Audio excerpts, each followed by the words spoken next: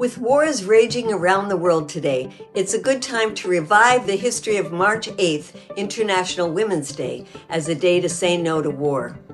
In the early 1900s, women in the United States and throughout Europe were demanding the right to vote and marching for better pay and work conditions. In 1910, German socialist Clara Zetkin proposed the creation of an International Women's Day to promote women's struggles for workplace justice and political equality. For several years afterwards, the day was marked by labor protests, which in New York City were greatly intensified by the Triangle Shirtwaist Fire in a garment factory that killed 146 workers, mostly women and girls.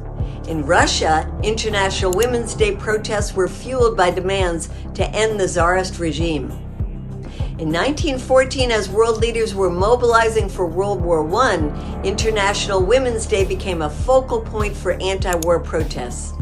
In 1915, socialist feminists from all over Europe gathered in Switzerland and issued a message against war profiteering and capitalism, arguing that socialism was the only path to peace.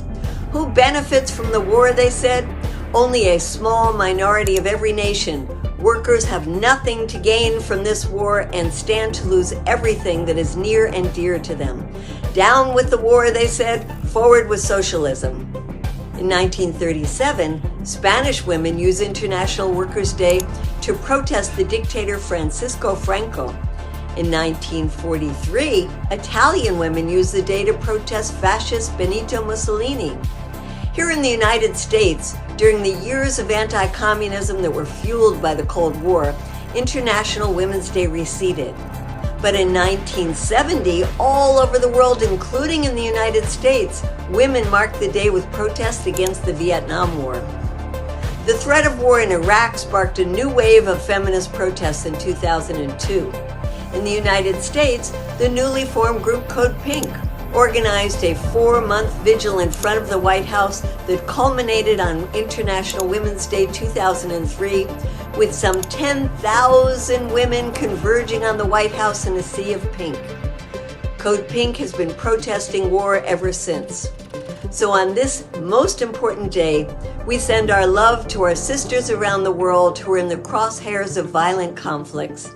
And we renew our commitment to oppose war profiteers, to oppose war hawks, and to build a world where we all live together in peace. Long live the fighting spirit of International Women's Day. Peace.